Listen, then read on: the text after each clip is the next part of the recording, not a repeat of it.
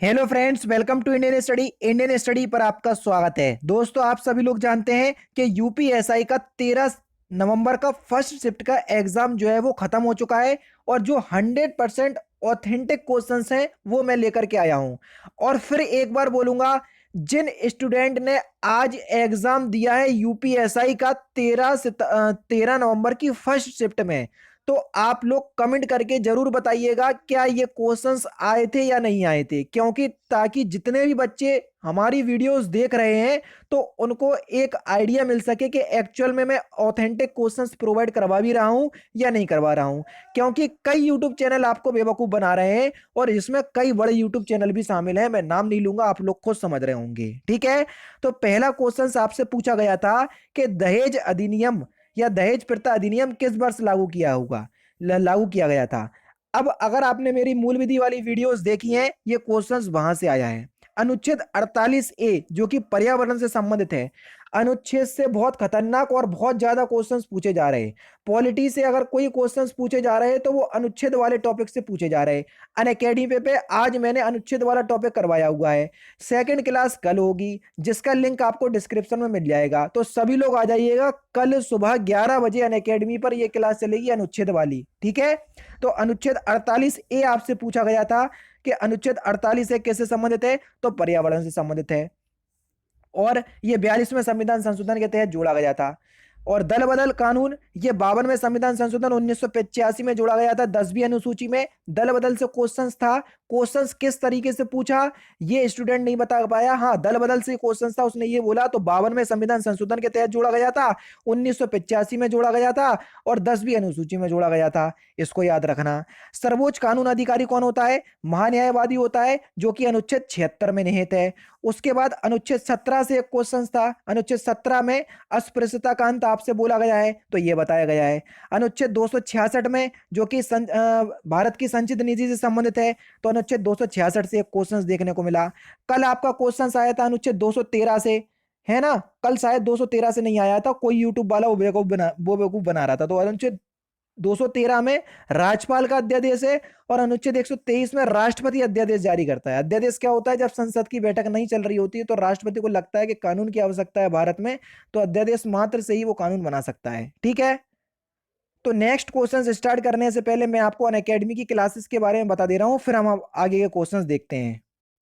दोस्तों, अगर आप उत्तर प्रदेश के किसी भी एग्जाम की तैयारी कर रहे हैं तो अनअकैडमी आप लोगों के लिए लगभग सभी कोर्स चला रहा है जो उत्तर प्रदेश के अंदर आगामी एग्जाम है। यहाँ पर आपको देखो सारे कोर्स देखने को मिल जाएंगे। अभी हाल ही में इलाहाबाद हाईकोर्ट आरओ एआरओ का एग्जाम है, तो वो भी कोर्स चल रहा है। यूपीएसआई का एग्जाम आप सभी लोग जानते हैं 12 तारीख से स्टार्ट हो रहा है, तो ये भी आपका कोर्स चल रहा है।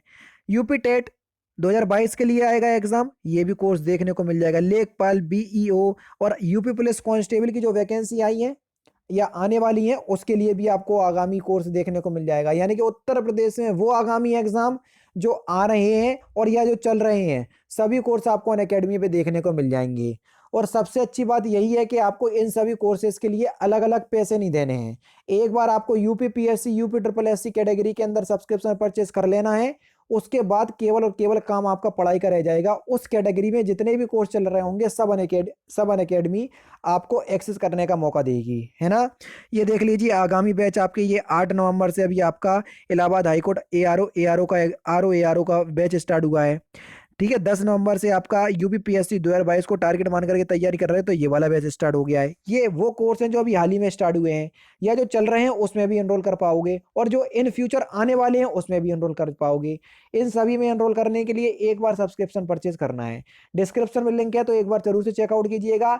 कोई भी कोर्स परचेज करने के लिए रेफरल कोड की जगह इंडियन स्टडी अप्लाई कीजिएगा। क्या कीजिएगा? Indian study. स्पेलिंग में आपको बता दे रहा हूं, नहीं तो आप लोगों को दिक्कत ना हो। ठीक है, इंडियन स्टडी, ये मेरा इंडियन स्टडी जो अपने चैनल का नाम है वही अप्लाई कीजिएगा, तो आपको इंस्टेंट 10% का डिस्काउंट भी प्राप्त हो जाएगा। ठीक है, अब देखते हैं नेक्स्ट क्वेश्चन।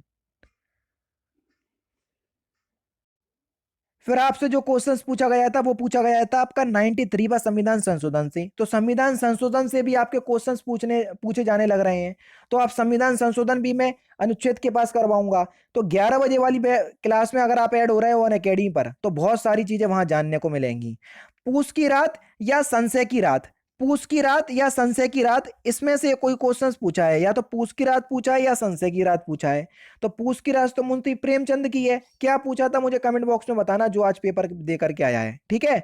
रीजनिंग का क्वेश्चन था कि अगर आज गुरुवार है तो 16 दिन बाद कौन सा दिन होगा, इस तरीके से क्वेश्चन पूछा। उसके बाद आपका ये रीजनिंग का तो क्वेश्चन था 0 4, ठीक है। उसके बाद 18 48 क्वेश्चन मार्क, इसके बाद क्या आएगा, ठीक है, ये पूछा था। भूदान आंदोलन से एक क्वेश्चन था जो कि 1951 में विनोबा भावे के द्वारा चला गया था। सरस्वती पत्रिका के संपादक आपसे पूछ लिए जो कि आचार्य महावीर प्रसाद द्विवेदी हैं, ठीक है। चलिए, उसके बाद देखो ये संसद की रात, अगर पूछ की रात पूछा तो वो आपकी किसकी है, मुंशी प्रेमचंद की। संसद की रात पूछा है तो ये नरेश मेहता की है। इन दोनों में कंफ्यूजन है तो मुझे बताना ये क्वेश्चंस एक्चुअल में क्या पूछा गया था। हाँ, दोनों में से एक क्वेश्चन आया था, ये 100% सियोटी है। प्रधानमंत्री की नियुक्ति अनुच्छेद 75 के तहत की जाती है, ये आपसे पूछा गया। महाभियोग कौन से आर्टिकल के तहत लगाया जाता है, अनुच्छेद 61 के तहत लगाया जाता है, ये आपसे पूछा गया। तुलसीदास एक कृति का नाम है, तो तुलसीदास के रचनाकार कौन है, ये आपसे पूछा। बढ़िया बेहतरीन क्वेश्चन था ये, है ना। पराक्रम दिवस कब मनाया जाता है, ये आपसे पूछा गया। तो पराक्रम दिवस आपका 23 जनवरी को मनाया जाता है, ठीक है। एक मुहावरा आपसे पूछा गया, नाक का बाल होना, इस मुहावरे का सही अर्थ क्या है, ये आपसे पूछा गया। केगा न्यूक्लियर पावर प्लांट कहां पर है, तो केगा ये कर्नाटक में है। तो न्यूक्लियर पावर प्लांट से क्वेश्चन आ रहा है तो पूरा टॉपिक जो है वो रट करके जाना। 97वां संविधान संशोधन आपसे पूछा गया था जिसमें सहकारी समिति 2012 में जोड़ी गई, तो ये आपसे पूछा गया। अनुच्छेद 340 आपसे पूछा गया। और प्रयोग वाक्य के प्रवर्तक आपसे पूछ लिया कि प्रयोग वाक्य के प्रवर्तक कौन है, तो प्रयोग वाक्य के प्रवर्तक कौन है, तो वो है आपके अगे। कौन है सर, अगे। अगे इनका उपनाम है, इनका सही नाम क्या है तो आप मुझे कमेंट बॉक्स में बताइएगा। तो दोस्तों ये थे आपके कुछ 13 नवंबर के क्वेश्चंस जो कि आपके यूपीएसआई के एग्जाम में पूछे गए। जो बच्चे पेपर देकर के आए हैं तो आपसे बोलूंगा प्लीज कमेंट करके बताइएगा ताकि और बच्चों को विश्वास हो सके हमारे चैनल पर, ताकि हम लोग अच्छी और ऑथेंटिक जो क्वेश्चंस आ रहे हैं वही प्रोवाइड करवा रहे हैं। क्योंकि यूट्यूब पे बेवकूफ आप ये समझ लो बेवकूफ बनाने की इतने चैनल होगा कि मैं आपको बता नहीं सकता। 11 बजे पेपर खत्म होता है फर्स्ट शिफ्ट का, कई चैनल वाले तो 10:30 बजे वीडियो डाल देते हैं, पता नहीं कैसे मिल जाते हैं उन्हें क्वेश्चन, हमें तो समझ में नहीं आता। तो इसलिए आपसे बोलूंगा कि एक बार जरूर से कमेंट करके बताइएगा जिनका एग्जाम हो चुका है। तो दोस्तों फिलहाल की वीडियो में सिर्फ इतना ही। अगर आपको वीडियो पसंद आए तो प्लीज दोस्तों वीडियो को लाइक कीजिए, शेयर कीजिए और साथ ही साथ हमारे चैनल को सब्सक्राइब करना ना भूलें, क्योंकि मैं रोजाना इसी तरह के वीडियोस आप लोगों के लिए लाता रहता हूं। नमस्कार दोस्तों, जय हिंद, जय भारत।